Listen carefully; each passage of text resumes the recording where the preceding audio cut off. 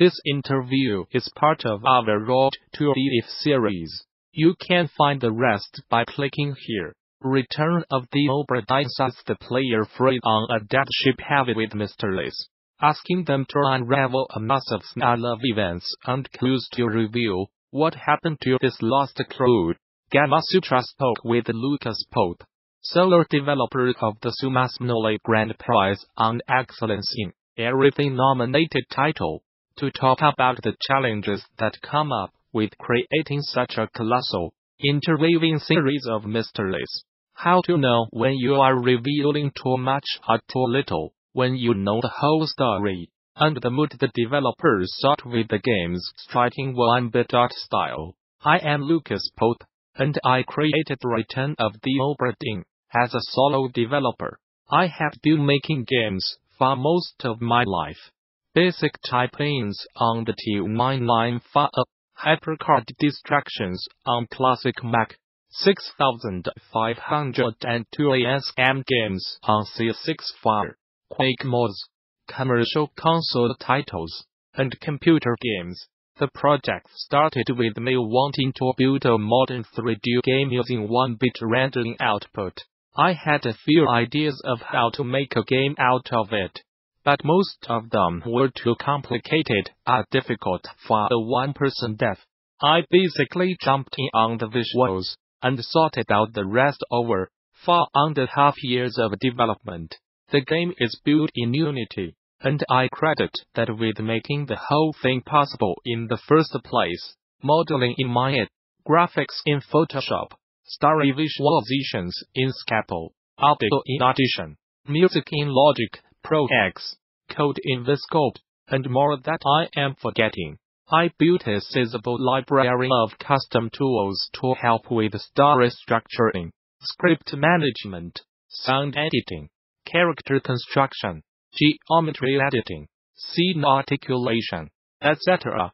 This was the central challenge in designing the narrative and how it related to the player's progression.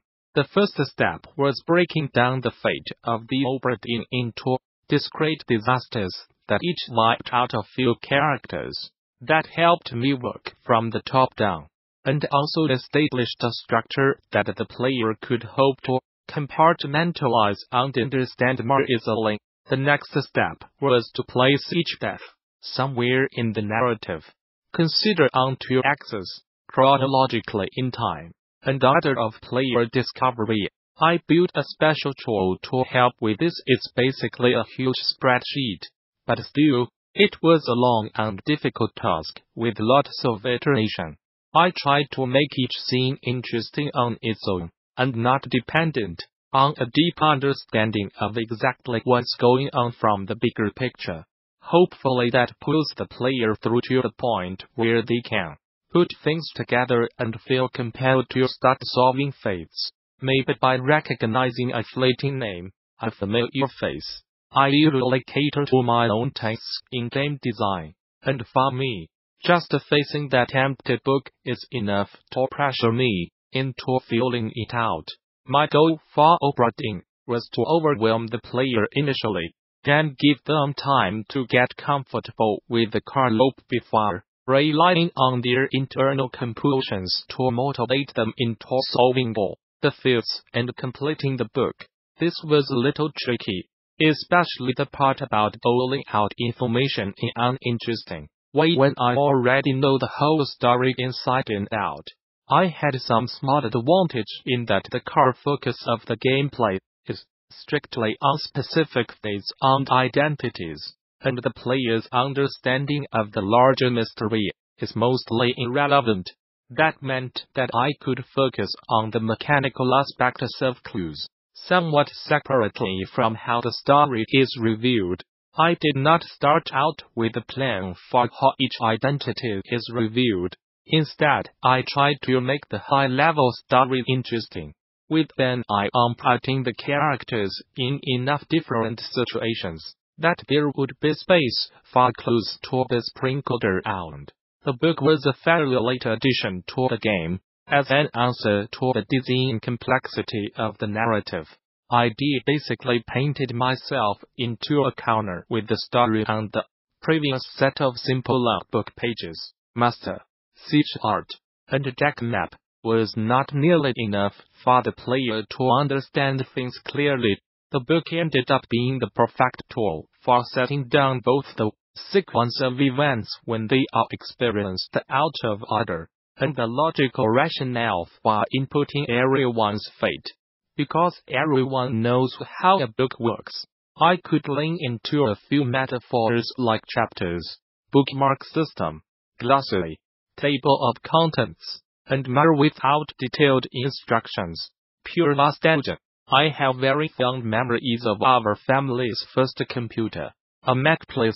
The crisp black-white graphics were a complete wonder, and the whole interface was just perfect to a young me. I played lots of games like Dark Castle, Shadowgate, SimCity, Shuffle Pop Cafe, Fool's Errand, etc., and spent a lot of time drawing things in MacPaint, writing tools and games in HyperCard. I knew it was possible to do interesting things with 1-bit graphics, and I felt that what was possible in 3D could strike the balance of legibility and uncertainty that I enjoyed in games.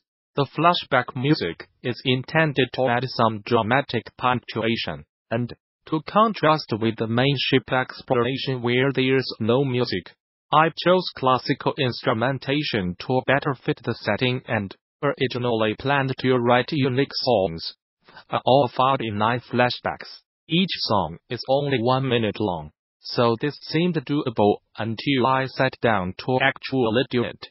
That was in early 2018, long past the point when I just wanted to get the game done.